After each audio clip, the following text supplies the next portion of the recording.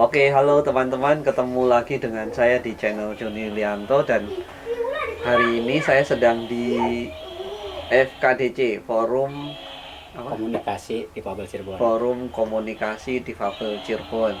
Ini mumpung lagi ke Cirebon, jadi menyempatkan ketemu Kang Mujib dan teman-teman. Ini ada Kang Mujib dan teman-teman. Nah, kita kenalan dulu deh dengan teman-teman yang ada di sini. Ya, coba dimulai dulu dari Pak Warsudi. Nama saya Warsudi, anggota FKDC. Sebelah kanan saya, silakan Mas, Di FKDC sebagai apa, Pak? sebagai bendahara Pak. Oh, bendahara, bukan anggota berarti.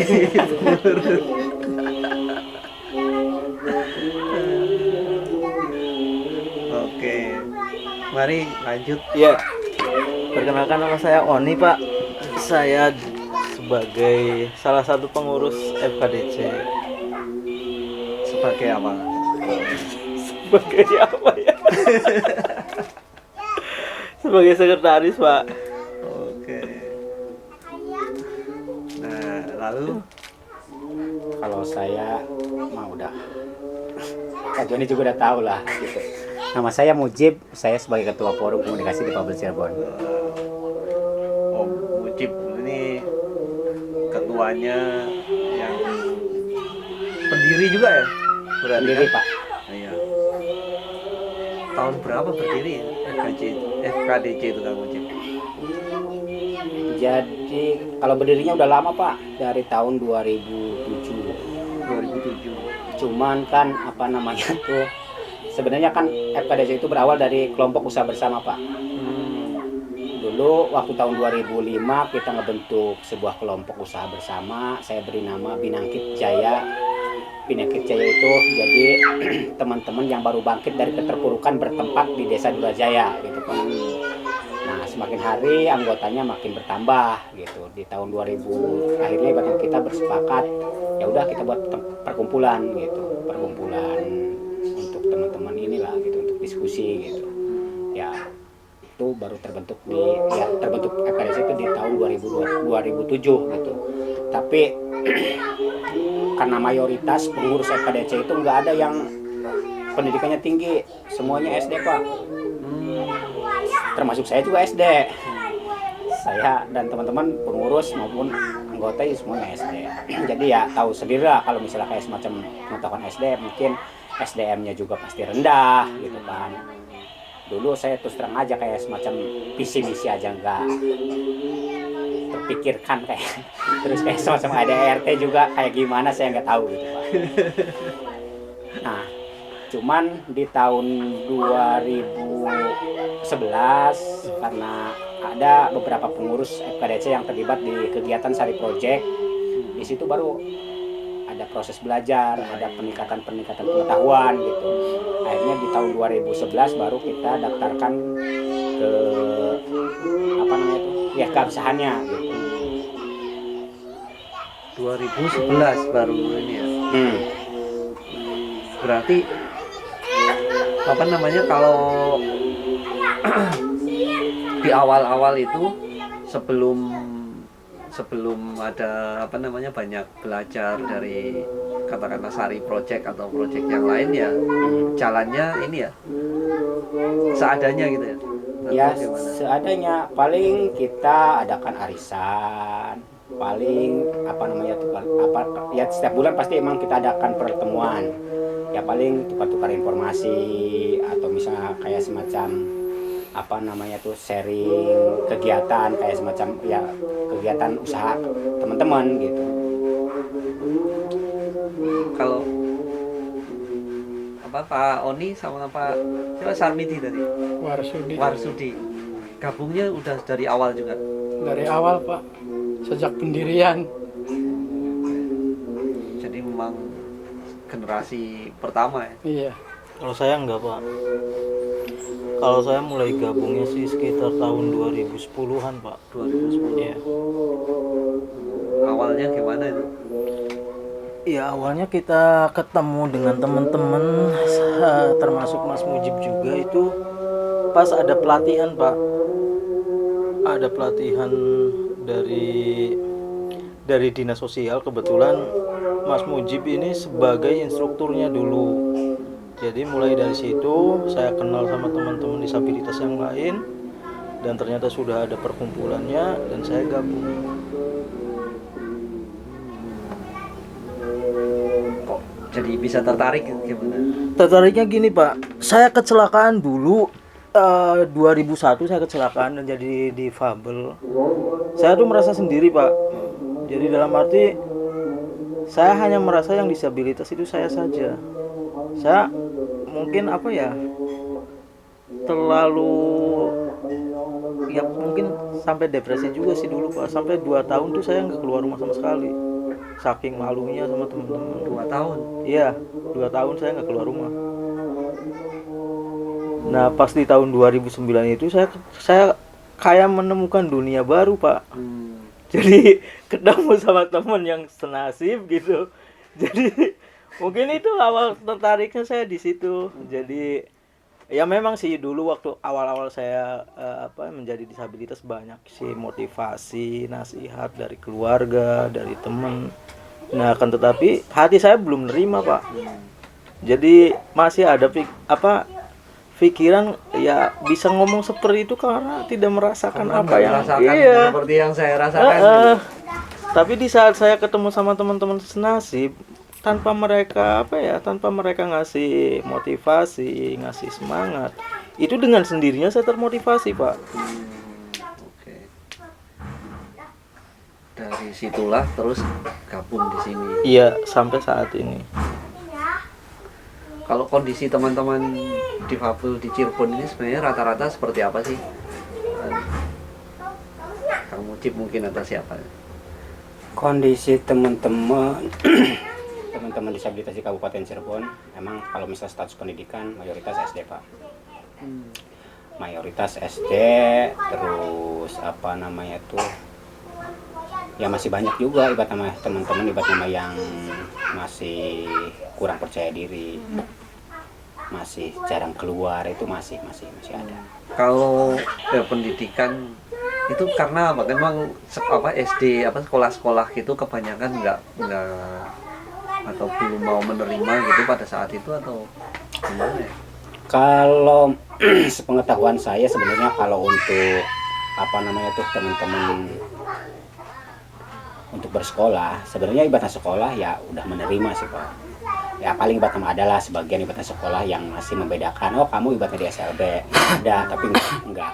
Ya paling 1-2 lah gitu kan, 1-2 sekolah ibaratnya yang enggak menerima. Tapi mayoritas ibaratnya kayak semacam sekolah-sekolah di Kabupaten Cirebon, ya mayoritas dia menerima ibaratnya teman-teman disabilitas untuk bersekolah di sana gitu. Cuman yang jadi ini tuh kalau misalnya menurut saya jadi dari pola pikir ibaratnya keluarganya sendiri. Jadi masih memberikan stigma ke teman-teman, udah kamu disabilitas gak usah sekolah. Atau ibaratnya yang non disabilitas juga yang sekolah masih banyak yang nganggur, apalagi kamu disabilitas. Itu ada yang masih punya pikiran-pikiran ke arah sana sih. Terus ya kadang-kadang ada juga ibaratnya yang orang tuanya mendukung anaknya untuk sekolah, tapi teman-teman disabilitasnya sendiri ibaratnya ya masih malu dan dia tidak mau gitu. Akhirnya kan itu yang terjadi tuh waktu tahun 2011, 2007, 2005 tuh masih seperti itu. Makanya kemudian ini ya FKDC bikin kegiatan salah satunya konselingnya. Ya, jadi karena kayak semacam segala sesuatu juga kan emang berawal ibaratnya dari diri kitanya dulu ya Pak. Kalau misalnya ibaratnya kitanya masih malu atau misalnya masih tidak mau mengakui dengan kondisi fisik kita gitu kan, ya sulit untuk ibaratnya kayak semacam melakukan ibaratnya perubahan. Makanya FKDC mulai itu ibaratnya kayak semacam gimana caranya supaya ibaratnya teman-teman disabilitas itu mengenal ibaratnya baik ciri fisik maupun ciri non fisik mereka, dan dia juga harus mengakui ciri fisik mereka itu sebagai identitas mereka gitu. Harus mengakui sebagai identitas, dan kalau misalnya ini ya mereka juga harus mensosialisasikan ke lingkungan sekitar gitu. Jadi kalau misalnya setidaknya kalau teman-teman udah kondisi fisiknya ibaratnya sebagai identitas, ketika ada cemoohan ibaratnya dari masyarakat, ya mereka tidak akan tersinggung. Ya udah cuek aja, memang saya begini gitu ya. Ya, gitu. Kalau kan Cirebon tuh termasuk daerah yang apa, kondisi atau kemunculan kustanya cukup banyak ya. Iya. Mungkin sekarang sudah jauh berkurang ya karena program eliminasi kusta sudah cukup banyak. Tapi kalau situasi teman-teman yang pernah mengalami kusta itu sama nggak sih dengan yang difabel? Maksudnya gimana Pak? Maksudnya dalam hal Stigmanya atau gimana? stigmanya misalnya. Jadi waktu tahun 2011 Kabupaten Cirebon itu urutan pertama penyumbang hak kusta terbanyak Pak. Nah, cuman kalau misalnya sekarang itu sekitar urutan 18 besar. Jadi udah Berarti turun. sudah jauh. Gitu, udah turun. Kalau kayak semacam bentuk ininya, kalau misalnya salah stigmanya, kalau misalnya menurut saya hampir sama. Cuman kalau kayak semacam di disabilitas itu kan stigma sosialnya tuh nggak terlalu ini ya Pak, nggak terlalu apa namanya itu ya, nggak terlalu berat lah kasarnya. Kayak semacam masyarakat juga kan kalau ke disabilitas nggak takut tertular. Tapi kalau kayak semacam ke kusta itu ya masih masyarakat masih banyak ibaratnya yang takut tertular.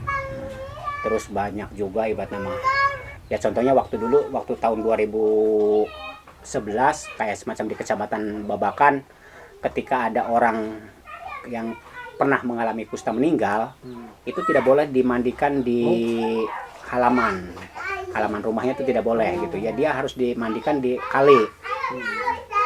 Karena asumsi mereka ya setidaknya apa namanya tuh biar si bakterinya bisa terbawa hanyut. Iya. Jadi mereka berpikirnya kalau dimandikan di kali, apa di rumah nanti bisa menular semua yang memandikan gitu-gitu ya. Iya. Masih punya pikiran ke arah sana. Terus waktu tahun 2011 banyak juga ibarat teman-teman yang mengalami kusta itu dibuatkan gubuk gitu, diasingkan gitu. Dibuatkan gubuk dekat kali, dibuatkan gubuk ya misah lah, entah ibaratnya ditaruh di kandang sapi, itu waktu tahun 2011 masih ada. Tapi kalau sekarang ya alhamdulillah sudah tidak ada Pak. Yang dikerjakan sama FKDC sejauh ini apa aja?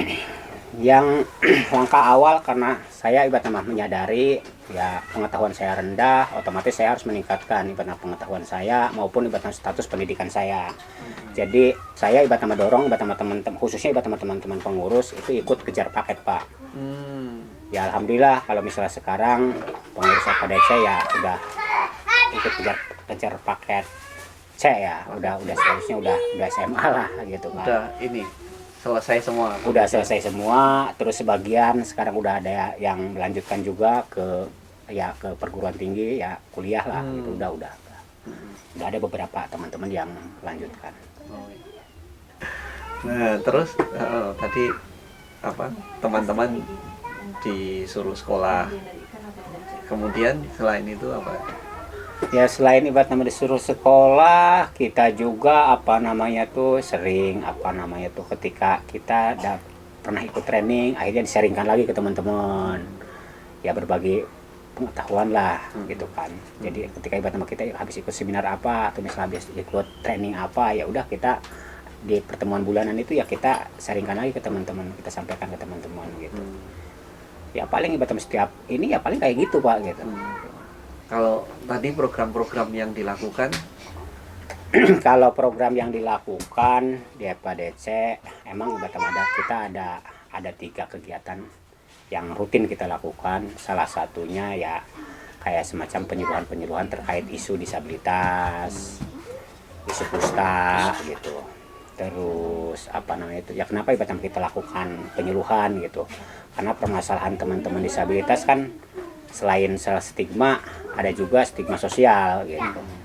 Makanya perlu itu kayak semacam pengetahuan masyarakat terkait isu disabilitas gitu kan, itu perlu tingkatkan gitu.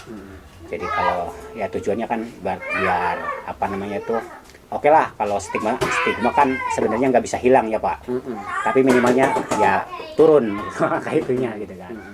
ya kita lakukan gitu, kayak semacam penyuluhan isu disabilitas maupun isu-isu kusta.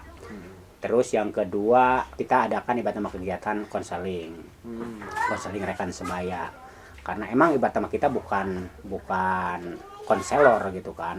Kalau konselor kan harus dari akademisi gitu kan. Kalau kita pernah dilatih dan kita juga punya pengalaman terkait pengalaman hidup lah gitu kan. Makanya ya kita kita praktekkan gitu kan. Jadi yang ditularkan ya pengalaman sendiri. Ya, pengalaman sendiri. Terus selain itu ada ibarat pembangunan sosial ekonomi. Kalau misalnya ini emang ibarat nama kita disesuaikan dengan kebutuhan ibarat nama teman-teman gitu. Kalau misalnya teman-teman pengen ibarat nama jualan gorengan, ya kita mungkin bisa menjembatani, kayak nanti belajarnya dari mana, yang bisa buat gorengan tuh yang enak tuh siapa gitu. Ya kita jembatani, terus misalnya kita juga jembatani ke orang tuanya gitu untuk membantu kayak semacam peralatannya lah atau misalnya apanya gitu. Pak, kalau kan ada kegiatan tadi ya, konseling, kemudian pengurangan stigma gitu ya Pak ya? Iya. Nah itu menurut sampean pengaruhnya seperti apa untuk teman-teman difabel atau bahkan untuk teman-teman pengurus sendiri? Ya pengaruhnya memang cukup bagus ya Pak. Contohnya teman-teman yang di desa-desa itu, jadi yang tadinya tidak mau keluar dari rumah, ngurung diri, akhirnya dengan seiring berjalannya waktu ya mau bersosialisasi dengan tetangga, bahkan diajak kumpulan. Kalau ini mau, kan di situ ada pertemuan kelompoknya juga Pak. Kelompok itu difasilitasi sama FKDC juga? Iya betul.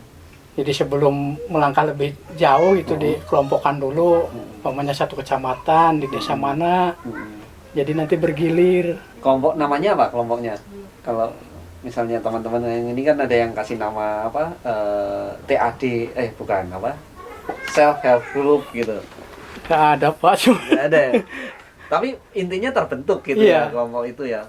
intinya ada rutin pertemuan kelompok aja gitu. Nah, Jadi terus- berganti-ganti dari desa ke desa. Kelompok itu di setiap kecamatan atau setiap desa? Di satu kecamatan, cuman di pertemuannya di tiap desa Pak. Oh, bergilir. Jadi kita ngambil jarak yang terdekat. Umumnya dikelompokannya desa, 3 desa dekatnya sama desa mana gitu. Jadi nanti desa ini sama desa mana, baru nanti pertemuan kelompok besar disatukan. Iya, iya. Nah, kalau tahapannya konseling sendiri sebenarnya seperti apa sih tahapan kalau konseling untuk teman-teman difabel yang dilakukan oleh FKDC? Di konseling yang FKDC lakukan itu kita ada 5 sesi Pak. Itu yang pertama kita konseling individu selama dua sesi. Kemudian kita ada konseling keluarga, konseling kelompok, konseling keluarga. Karena gini, kenapa kita libatkan juga keluarga? Karena kadang-kadang keluarga juga masih ya kurang paham, kayak Mas Mujib tadi sampaikan, pernah disinggung tadi, karena banyak keluarga yang salah untuk memberikan pola asuh kepada anaknya yang disabilitas. Karena dia merasa kasihan, jadi serba nggak boleh, mau nyapu nggak boleh, mau ini nggak boleh. Akhirnya terkesan ya kayak yang dimanjain gitu. Ada yang kayak gitu. Ada juga yang menurut orang tua kalau mempunyai anak dengan disabilitas itu aib. Jadi mereka merasa malu diketahui sama tetangga dan masyarakat luas. Jadi tidak jarang jika punya anak dengan disabilitas itu diumpetin. Ya. Makanya kita tidak hanya memberikan konseling kepada si individu disabilitas atau kusta, kita juga ada sesi dengan keluarga. Jadi memberikan pemahaman, terus kita juga itu gali itu permasalahan kemauan si disabilitas, si anak tersebut, ya anggota keluarga yang disabilitas. Terus dukungannya seperti apa dari orang tuanya, dari keluarganya gitu. Nah, kemudian ada pertemuan konseling kelompok. Jadi kita satukan tuh ya berbagi sharing pengalaman dari si A gimana, si B gimana, cara mengatasi permasalahan itu. Ya paling kita itu aja sih, hanya memfasilitasi, tapi mereka yang memberikan solusi. Jadi itu tukeran pengalaman gitu. Jadi 5 sesi tapi yang disasar 3 itu ya individu. Iya, individunya karena kita 2 kali Pak Oh, minimal itu individunya ya. 2 kali. Karena tidak mungkin juga kita pertama datang kita langsung ngomong, ya paling nggak kan kita bangun komunikasi dulu, bangun keakraban ya. Di pertemuan kedua baru kita mulai konseling. Individu, keluarga, kemudian kelompok. Iya. Nah, di kelompok itu yang mulai dibaca ya, kira-kira potensinya ini apa? Iya betul Pak. Tapi itu Pak, kalau konseling cuman keterkaitan dengan penyuluhan tadi, memang kita 3 intervensi ini menurut saya pribadi ya memang itu ada kaitannya satu sama lain Pak. Karena kita kuatkan si individunya supaya hilang malunya, supaya hilang mindernya. Akan tetapi kalau masyarakat sekitar belum mau menerima, belum ada pengakuan dari masyarakat sekitar, akhirnya kadang-kadang kembali lagi, ngedrop lagi. Makanya iya. Makanya kita kasih tuh pemahaman tentang isu-isu disabilitas, isu-isu kusta. Jadi harapannya nanti si disabilitas dan kustanya dia sudah percaya diri, sudah kembali mau berusaha. Sementara masyarakatnya juga mindsetnya udah berubah, paradigmanya udah berubah, jadi dia mau menerima. Nah, kalau di sini konselornya ada berapa ini di FKDC? Ada 5 Pak. 5. Itu yang berarti udah memang terlatih untuk melakukan konseling. Sampai sekarang itu masih jalan ya? Masih jalan Pak. Masih jalan. Masih jalan. Yang didampingi berapa? Kalau yang di Kecamatan Karangsembung itu ada 36 ya. 36 klien. Terus yang di Kecamatan Waled ada 12. Di Kecamatan Lemah Abang ada 7. Di Greget ada 12-an lah, kalau 12. Terus yang di Asjab itu ada 15. Berarti ada di berapa kecamatan tuh? Iya. 6 ya? 6 kecamatan? 7 ya sama saya dong ya.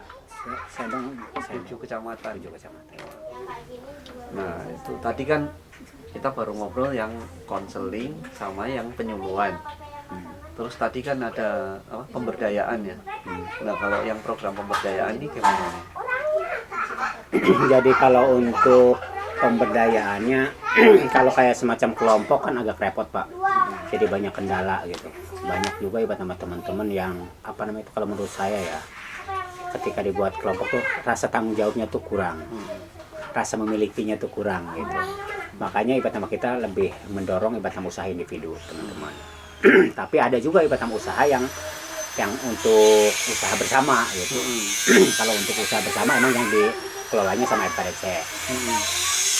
Tapi kita emang ibarat sama lebih mendorong ibarat sama teman-teman itu ya punya usaha individu.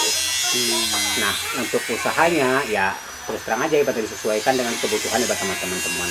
Soalnya kalau misalnya kayak semacam tidak disesuaikan atau misalnya kita cuma memberikan tanpa asesmen dulu atau misalnya tanpa ya tahu ibaratnya kebutuhan ibarat teman-teman, saya yakin tingkat keberhasilannya pasti akan berkurang. Tapi kalau misalnya disesuaikan dengan kebutuhan masyarakatnya, setidaknya walaupun sesulit apapun, ya namanya orang ibaratnya dia suka, ya pasti akan mau belajar, akan mau terus berusaha kan gitu. Makanya ibaratnya kita disesuaikan. Nah, kalau misalnya yang sekarang udah jalan itu ada kelompok jahit, ada usaha jahit, ada usaha sablon, ada usaha ya kayak semacam buat makanan lah. Jadi kayak semacam ya apa namanya itu? Keripik. Ya kayak semacam buat jualan-jualan makanan Pak, kayak semacam keripik. Atau misalnya rengginang dan lain-lain sih macam-macam. Ada juga yang usaha warungan. Itu semua tergabung di anggota FKDC. Bentuk pendampingannya itu seperti apa kalau untuk usaha-usaha seperti itu? Dukungan seperti apa yang selama ini diberikan oleh FKDC? Jadi kalau misalnya untuk FKDC cuman sebatas mendampingi sama teman-teman. Jadi kayak semacam teman-teman butuh untuk keterampilan nih gitu, butuh pengetahuan tentang ya tentang tampilan gitu, entah ibarat nama jahit atau apa, nanti ibarat nama FKDC carikan solusi.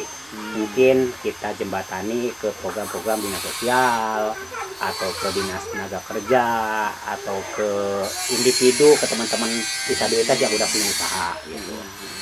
Terus kalau kayak semacam ini, tapi kita juga nggak cuma ibarat sama kita yang gerak, melainkan ibarat sama teman-teman disabilitasnya juga ibarat harus ikut berproses gitu. Misalnya teman-temannya harus ikut apa namanya tuh ya, dibawa ke dinas, setidaknya kan mengenalkan gitu, mengenalkan bahwa ya keberadaan teman-temannya juga. Terus kayak semacam teman-teman juga tahu ketika butuh sesuatu atau misalnya butuh informasi-informasi terkait program-program dinas, ya setidaknya kan tahu gitu. Jadi kita nggak cuma sebatas ibarat nama ini ada program ini gitu, enggak.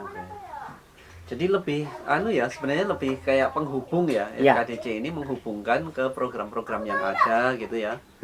Baik yang pemerintah maupun yang non pemerintah, tapi teman-teman juga harus aktif. Artinya jangan cuma menerima jadi gitu ya. Iya.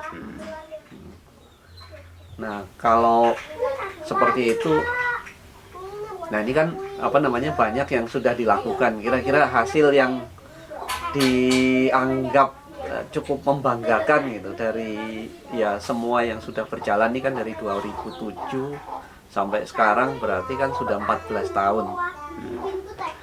Yang sudah cukup membanggakan apa kira-kira? Kalau yang cukup membanggakan kayak semacam, alhamdulillah mayoritas pengurus FKDC itu udah punya usaha. Juga kayak semacam apa namanya itu, yang teman yang pernah mengalami kusta. Kayak Pak Bedi di desa Gunung Sari. Itu dulu awalnya emang dia apa namanya itu, ya stigma sosialnya juga di lingkungan sana tinggi, dari keluarganya juga tinggi gitu. Akhirnya kita arahkan ke program dinas sosial. Nah waktu itu ada program bantuan kambing Pak, di tahun 2014 ya. Tahun 2014 dapat bantuan 2 ekor kambing, yaitu kambing masih yang masih kecil-kecil gitu kan. Dan waktu tahun kemarin saya cek ke sana, itu kambingnya ada 38 ekor. Dan dia udah kebeli tanah kaplingan, 2 kaplingan ya Mawar Sudi. Waduh. Ya, 1 kaplingan itu 75 juta. Wah. Itu hasil dari kambing itu? Iya, hasil dari kambing. Wah. Iya. Artinya benar-benar memandirikan ya. Terus kayak semacam yang di Lemah Abang, Dading, dia kan jalannya apa namanya itu, harus pakai kursi roda Pak. Jadi emang 2 kakinya polio gitu, jadi lumpuh total gitu. Kalau sekarang dia punya usaha warungan, punya toko lampu, jualan alat-alat listrik lah. Sembakonya, warungan sembakonya juga bagus, sewa sound system, buka servis, ya lumayan. Untuk itu ya, dari sisi individunya maupun keluarganya gitu, artinya udah kelihatan bahwa banyak yang menjadi sangat mandiri dengan usaha-usaha itu. Kalau mungkin yang dari sisi komunitas atau kemudian pemerintahan gitu, ada yang ini nggak? Ada yang terlihat oh ini cukup berhasil gitu. Kalau dari segi yang dari apanya? Pemerintahan? Iya, pemerintahan maupun juga komunitas gitu. Ya kalau misalnya untuk ngebangun hubungan dengan pemerintah, kalau sekarang alhamdulillah udah makin bagus. Kayak semacam dengan pemerintah juga, entah dinas kesehatan, dinas sosial, Bapelitbangda, hubungannya udah nggak seperti dulu gitu. Kalau sekarang setiap ada kegiatan juga ibaratnya ada undangan, dilibatkan. Terus apa namanya tuh ketika kita ya kalau forum punya kegiatan juga ibaratnya kita selalu melibatkan pemerintah dan mereka juga welcome gitu, mereka juga hadir gitu kan ikut ini. Terus bahkan ibaratnya kayak semacam yang tahun 2019 kita merayakan kegiatan HDI. Nah itu dibiayai oleh kecamatan. Jadi sudah mulai mengambil tanggung jawab yang lebih gitu ya, pemerintah kecamatan, kabupaten juga ya. Ya. bahkan desa sudah di berapa tadi 12 desa katanya Kalau yang didampingi. iya yang didampingi Pemberdayaan. 12 desa. Nah, kalau sebagai organisasi yang bergerak atas inisiatif bersama seperti ini, tantangannya apa ini Kak? Tantangannya banyak Pak tantangannya. Kalau tantangannya, kalau kayak semacam di organisasi, emang enggak ini ya Pak, kayak semacam baik pengurus maupun anggota juga ya keluar masuk gitu kan. Misalnya dia kebanyakannya kalau misalnya pengurus, misalnya saya udah ditingkatkan pengetahuannya dan dia udah ini, tiba-tiba akhirnya dia bekerja di luar, mungkin cari pendapatan yang lebih layak lah gitu. Itu kan manusiawi kalau menurut saya. Ya. Jadi itu jadi kendala. Akhirnya otomatis kita harus harus mencari kader baru lagi, harus melatih lagi gitu. Jadi emang itu yang jadi kendala gitu. Terus yang kedua, selain dibata masalah kayak gitu, di gesekan itu pasti faktor gesekan dari sesama anggota atau apa gitu. Kadang-kadang pemahaman teman-teman itu beda dengan ibarat nama dengan teman-teman pengurus. Misalnya ketika kita mau melakukan HDI gitu, HDI malah ibaratnya yang diundangnya lebih, misalnya ibaratnya banyak ibaratnya yang diundang dari stakeholder gitu. Itu kadang-kadang ibaratnya teman-teman salah persepsi. Kenapa sih yang diundangnya stakeholder bukan ibaratnya teman-teman, ini kan HDI gitu kan. Tapi kan kalau misalnya menurut ya saya pribadi maupun ibaratnya teman-teman pengurus FKDC gitu, ketika HDI itu bukan momen untuk ajang hura-hura atau misalnya pesta gitu kan. Nah, tapi Batam ajang untuk edukasi. Siapa yang harus diedukasi? Apakah Batam teman-teman disabilitasnya atau stakeholder? Ya kalau misalnya menurut saya yang bisa yang harus Batam diedukasi itu pemerintah atau misalnya kayak semacam stakeholder. Kenapa? Karena mereka Batam punya kebijakan. Jadi ketika Batam pengetahuan stakeholdernya bagus, setidaknya kebijakan-kebijakan itu akan muncul ya gitu, akan ada gitu kan. Tapi kalau misalnya cuma di Batam kumpulan teman-teman gitu kan, jadi dampaknya mungkin di Batam ya walaupun ada juga sedikit gitu Pak. Makanya yang dihadirkan lebih banyak pemerintah, stakeholder yang lain itu. Iya. Gitu. Ya. Nah, kalau yang tukang uang ini Pak Warsudi, apa tantangan? Tukang uang. Uangnya harus ada. Iya Pak, dulu kan ada simpan pinjam Pak di sini juga dalam pemberdayaan. Ya kendalanya itu kemacetan. Banyak pinjam nggak banyak Iya. yang simpan. Terus gimana tuh Pak strateginya Pak? Strateginya ya kan memang ada ininya juga ya Pak, pengurus yang lain itu bukan saya langsung yang bertanggung jawab. Jadi ada lagi unit-unitnya gitu. Ya terpaksa. Nanti kalau udah macet-macet saya yang turun. Kasih pemahaman, ya alhamdulillah lancar lagi. Oke. Jadi memang ketelatenan itu ya nggak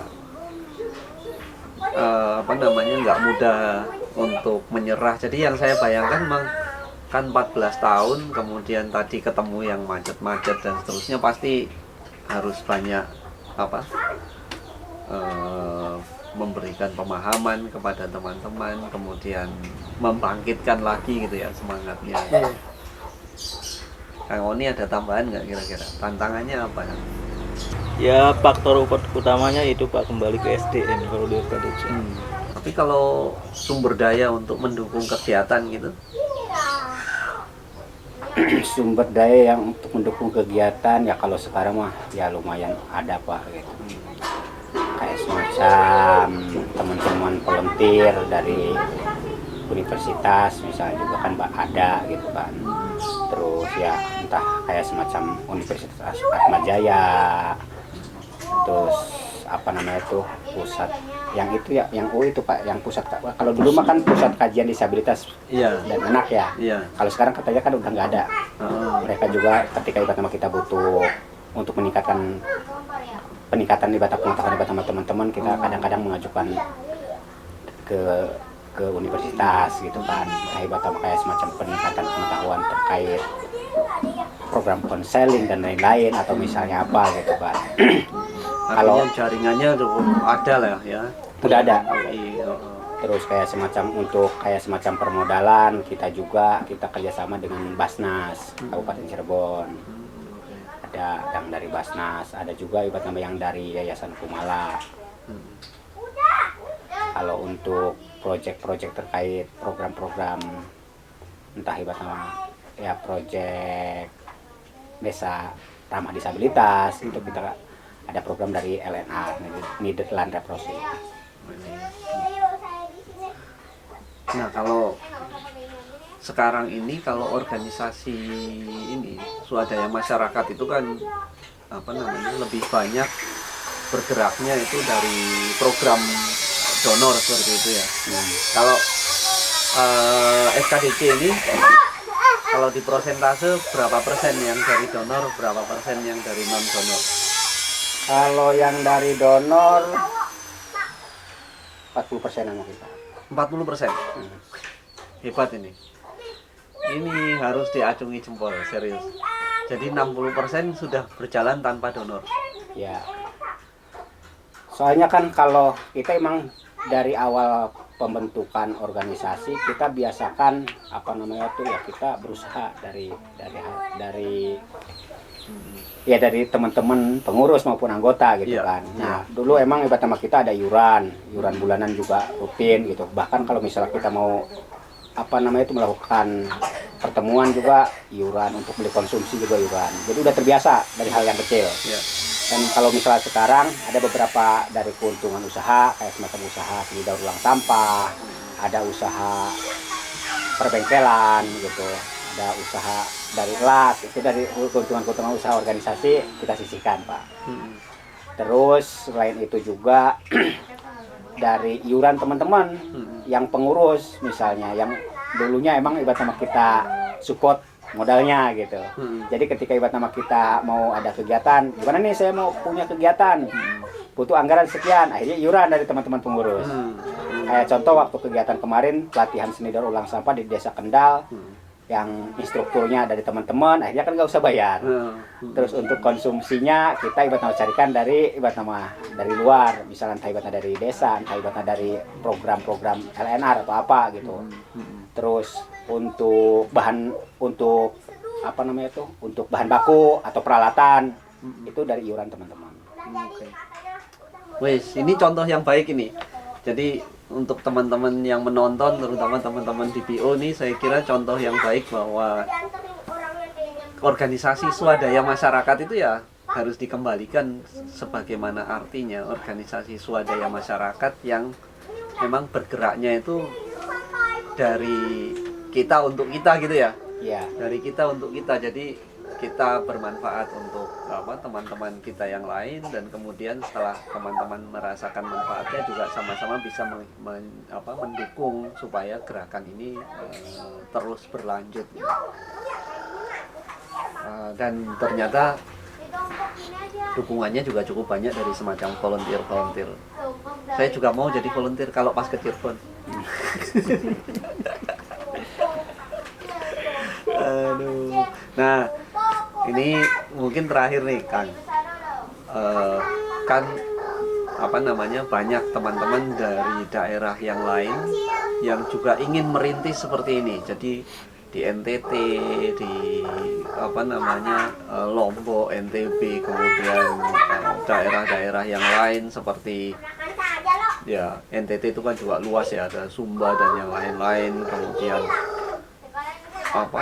Maluku, Ambon dan seterusnya. Banyak teman-teman yang ingin merintis yang seperti ini. Nah, kira-kira apa ya pesan untuk teman-teman yang sedang merintis organisasi difabel yang harapannya bisa seperti ini, dari kita, tapi kemudian untuk kita juga untuk memperkuat organisasi ini juga gitu. Yang paling penting menyamakan ibarat nama ya visi misinya ya Pak. Terus kita juga ibarat nama jangan yang dikedepankan itu ego gitu. Kadang-kadang kan apa namanya tuh kebanyakannya kalau menurut saya kita nggak punya kemampuan tapi pengennya ibarat nama jadi sebagai ketua atau apa gitu. Saya walaupun saya dulu emang pendiri ibarat nama FKDC, tapi saya kalau jadi ketua baru Pak sebenarnya. Tapi yang paling penting ibarat nama gimana caranya supaya ibarat nama teman-teman itu nyaman. Iya. Kalau mungkin ibarat nama kalau misal teman-teman ibarat nama walaupun saya misalnya pendiri, teman-teman gak nyaman nih dengan diri saya, ya saya jangan apa namanya tuh, jangan terlalu ego gitu kan. Ya buang ego saya, ya udah mau jadi anggota kayak mau jadi apa gak jadi soal gitu. Yang paling penting buat teman-teman bisa bersatu aja dulu. Iya. Nah bisa duduk bareng gitu kan. Kalau misalnya ibarat nama sering ibarat nama ngobrol, sering ibarat nama diskusi, setidaknya kan pemikirannya mungkin ibarat nama sama, ya insya Allah bisa jalan gitu. Jangan sampai kayak semacam ngebentuk ya, tapi kan kebanyakan tuh yang kayak semacam ngebentuk kelompok maupun organisasi tapi akhirnya nggak jalan gitu. Karena sebenarnya kesadaran dari teman-temannya itu masih kurang gitu. Apalagi kan mayoritas teman-teman disabilitas itu pengalaman untuk berorganisasinya juga masih kurang. Terus apa namanya itu, ya mungkin kalau misalnya kayak semacam di kota-kota besar udahlah gitu, tapi kalau kayak semacam di pelosok-pelosok kayak semacam Cirebon gitu kan, ya jujur aja gitu, pengalaman hal itu tuh masih sangat minim gitu. Ya udah yang paling penting kata bagi saya mah menyamakan persepsi, ya buang ego masing-masing gitu kan. Tapi ya untuk ke apa namanya itu, ya demi itu untuk apa namanya, ya kalau misalnya untuk mencapai sesuatu ya emang harus seperti itu. Ya, jadi menyamakan visi, lalu kemudian tadi harus membuat semuanya nyaman gitu ya, bahwa ini kepentingan kita bersama-sama gitu. Ada lagi, ada tambahan nggak, Pak Warsudi atau Pak Oni? Ya, maksudnya. Ya baik Pak, saya nambahin sedikit Pak. Oh siap. Nah, kalau untuk itu, ya mungkin dari saya mah ini sih Pak. Jadi yang pertama itu kita harus untuk membuat suatu perkumpulan katakanlah ya, itu kita harus bisa menganalisa potensi apa yang ada di anggotanya atau di pengurusnya itu Pak. Itu yang pertama, karena kita akan melangkah itu disesuaikan dengan potensi yang ada dulu. Kemudian kita membuka jaringan, memperbanyak jaringan, kemudian buang jauh-jauh untuk memulai suatu organisasi itu kita untuk mendapatkan reward dari situ. Jadi jangan cari hidup di organisasi. Iya, untuk langkah awal Pak. Tapi berpikirnya harus apa yang bisa kita kontribusikan untuk organisasi gitu ya. Iya. Oh oke. Ini sangat penting karena banyak teman-teman yang di daerah-daerah gitu ya melihat ya pergerakan teman-teman difabel yang ada di kota-kota tertentu, daerah tertentu gitu. Kemudian berpikirnya wah bikin organisasi yang sama yuk bikin. Tapi ya itu nggak bertahan lama atau kemudian semangatnya ya hanya sekian bulan pertama pada saat semangat terbentuk gitu. Tapi kemudian habis itu selesai dan ternyata sulit ya, ternyata butuh begini dan seterusnya yang nggak bisa diupayakan ya. Sehingga tips tadi itu saya kira perlu diketahui oleh lebih luas lagi teman-teman. Sebelum kita selesaikan, ada yang mau disampaikan nggak, Kang Mucib, Kang Oni, Kang Warsudi? Iya, terima kasih banyak atas kunjungannya Pak Joni beserta keluarga ke sekretariat FKDC. Tapi mohon maaf, yang tadi kita sampaikan itu hanya sebatas sharing pengalaman kita, tidak ada maksud untuk menggurui teman-teman di luar sana, tidak bermaksud untuk mengajari. Kita hanya sebatas men-sharingkan apa yang pernah kita lakukan. Ya, terima kasih. Oke lah, kalau memang sudah tidak ada, terima kasih banyak. Ini Kang Mucib dan teman-teman sudah meluangkan waktu buat ngobrol-ngobrol. Nanti kita sambung di lain kesempatan dan semoga ini bisa menjadi inspirasi juga terutama buat teman-teman yang sedang merintis satu organisasi yang sejenis dengan apa yang dilakukan oleh Kang Mucib dan teman-teman. Intinya saya rasa memang menjadi atau membentuk organisasi memperjuangkan difabel itu harus dimulai dari kita gitu. Itu yang sangat kuat muncul dari cerita-cerita Kang Mujib dan teman-teman, bahwa kita yang berubah dulu, kemudian kita bisa mengubah lebih banyak orang yang ada di sekitar kita. Gitu ya, kira-kira ya. Iya, betul, Pak. Ya, makasih banyak teman-teman. Kita akhiri sampai di sini dan salam inklusi.